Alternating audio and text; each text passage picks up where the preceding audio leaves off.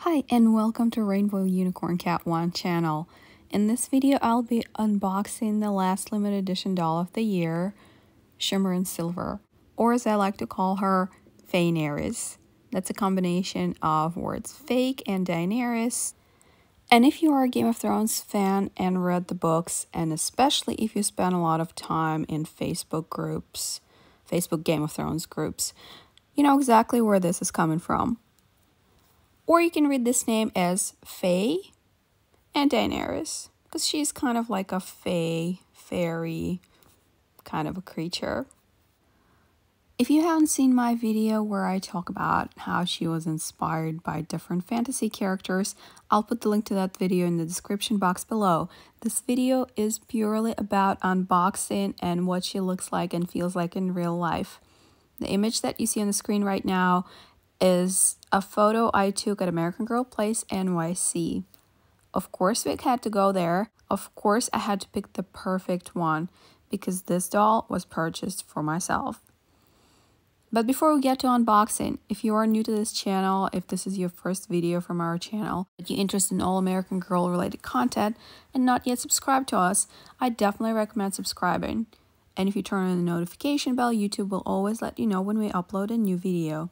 We post all the latest American Girl news, crafts, and unboxing. We post every Wednesday, Friday, Saturday, and Sunday, but sometimes we post on other days as well. Sometimes we post every day. So now let's take a look at the box. First of all, I think the design of the box is really nice. The boxes themselves are really sturdy. It's the same type of box that Disney princesses came in. It's just a different color basically. I love how they all have a uniform look that helps collectors display their dolls in a more uniform fashion. So I gotta say, I like that part about them. It was quite a pleasant surprise that this doll retailed at $265, unlike the previous limited edition dolls this year, which retailed at $300. I'm guessing $35 was the licensing fee, so I'm really glad that this doll didn't have it. I said it several times, in my opinion, this particular doll was made with adult collectors in mind.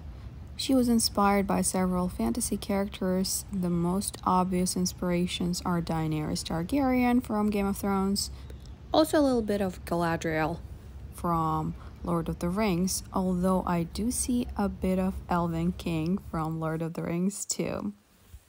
I'm not saying don't buy this doll for your kid because she is a beautiful winter princess, winter fairy too, but I just feel like she appeals to adults more than she does to kids. I think she's absolutely gorgeous. I picked her in the store. She's the one that I like the most, but the other ones that I didn't take, they didn't look defective at all. So I don't think Marie Grace mold is super prone to uneven eyes. That's like a big issue for me. Unlike, let's say, Josefina or Sonali. Okay, now we're gonna take her out of the box. And this is her certificate of authenticity. I'm covering up the number, and honestly, it's a pretty high number, but I don't think it matters as much with American Girl dolls. With some other collectibles, the number is actually stamped on a doll, which means the dolls with lower numbers were made first, and this is not the case with American Girl dolls. The certificates are printed separately and kind of just randomly put in doll boxes. I collect other types of dolls, including Barbie and Disney limited edition dolls, and some of them I never take out of their boxes. That is especially true about Disney limited edition dolls because they are, well, they're more posable than American Girl dolls. They have bendable elbows and knees and wrists.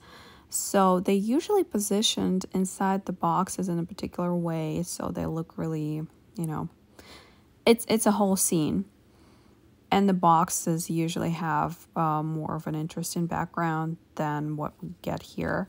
So with American Girl dolls, I feel like they need to be taken out of the box because of how playable their hair is, and the dolls themselves are kind of squishy and soft.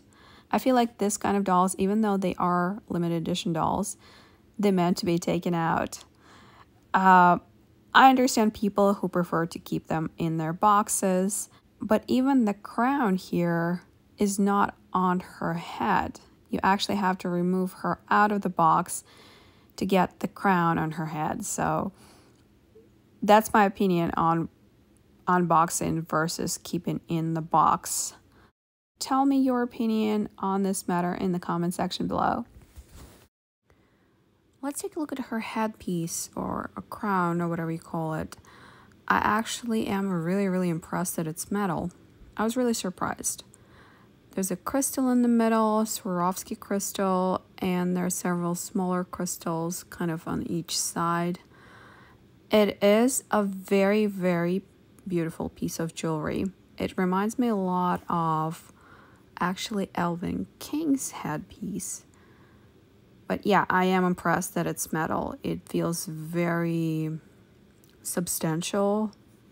It's not plastic at all, and this is the quality that I'm happy about. This is the kind of quality I think American Girl should continue working on. It's the standard we want. Here's a closer look at the side of it.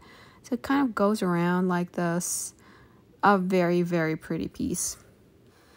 It's time to look at the purse, and it's kind of plain. It's very similar in design to Ruthie's purse, but if it looked great with Ruthie's outfit, here it kind of doesn't fit in my opinion. Some people suggested that she should have had a staff or a purse that's shaped like a crystal, and honestly those are great ideas. I actually would have loved it if she had a dragon egg. And it doesn't have to look like a Game of Thrones dragon egg. It could have had a different look, and it could have been silver. And you know, Daenerys did not have a silver egg, so that would not be plagiarism. You can see in this photo, she looks amazing. The purse, in my opinion, kind of doesn't belong, but everything else is perfection. This is what she looks like out of the box. Marie Grace face mold. She has gray eyes and she has silvery makeup. You can see how it goes. It's kind of similar makeup to the other limited edition dolls this year, the Disney princesses in particular. The eye color is the same as Molly's. American Girl calls this eye color gray, but it really is kind of bluish, greenish gray. The eyes aren't as vibrant as Rapunzel's eyes. I will compare the two later in this video. Her lips are glittery. I was hoping it was kind of holographic paint, but it's chunky glitter. Not super chunky, but if you touch them with your finger, you can feel them. They are three-dimensional. Not a big fan of that, especially since this is an adult collector doll. This is what her hair looks like. I originally thought it had more than one hair color in it, but I think it's because of the way the fiber is. It kind of looks slightly different colors depending on the angle the light hits it. I think it's just one color. At some angles, it looks like it has light purplish tint, and at some, it's just white. I don't know if this wig has any bold spots. Sadly, my Rapunzel turned out to have bold spots, and I don't even know what to do. I am going to call customer service about it. But anyway, so this is a curly hair piece in the front, very soft. The hairstyle is so much like Daenerys' hairstyle. Like, there's no convincing me that it came from anywhere else. It's exactly Daenerys' hairstyle. She always had some sort of braids in the front, a side part, and two loose hair pieces that were curled on each side. A very pretty face. I love how she looks. This might be my favorite limited edition doll of the year. These are her earrings. They look to complement the crown. However, they aren't metal. They look metal and they feel heavier than cheap plastic. but they aren't metal, unfortunately. Maybe I'm mistaken, maybe it's some new kind of metal, but I'm telling you, it feels very light, and when you kind of knock on it a little bit, it doesn't make the metallic sound. They do, however, look very nice. And here's a matching necklace. The part with the gems is also plastic. The gems are Swarovski crystals, and the chain is metal. I think it's really pretty. And now let's take a look at the armband, or whatever that piece of jewelry is called. This one is 100% plastic. It's open in the back, so it doesn't go all the way around her back. I think the design is very, very pretty. It kind of looks like a serpent, which I think is fitting for the mother of dragons. Anyway, it has some sort of engraving on it. I wish it was metal, but it is what it is. Still very pretty. Design-wise, it's excellent. Now let's take a closer look at her dress. It's made out of this shimmery silver fabric, 100% lined, with also nice quality fabric. I don't know what's the name of this type of fabric that has a lot of small pleats. Let me know in the comments if you do. I do like her sleeves. They aren't really sleeves, and it's not even a cape. You see, it doesn't go in the back of her dress. It's only on the top of her sleeves. Now let's take a closer look at the belt. It has these silver, magenta, and light pink gems. They're glued on. There's nothing, it's a cute design, but it doesn't really represent anything. It doesn't look like a flower or an animal. This skirt is very lightweight and flowy. It doesn't have a puffy underskirt. If you wanted it to be more puffy, you could do that. But I think that's the whole look.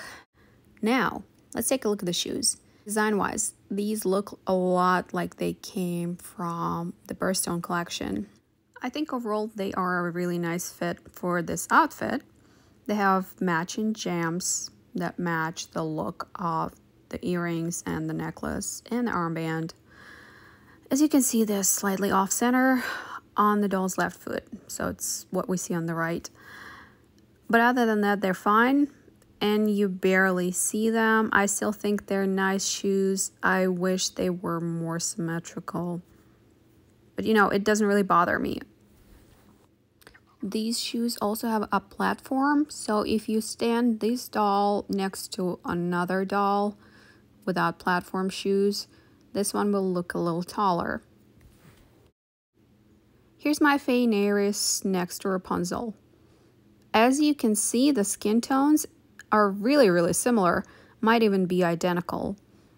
When you look at them separately, it looks like Rapunzel has a warmer skin tone, but I think it has to do with the color of her hair. Overall, her outfit is also more warm. I mean, the color of the outfit.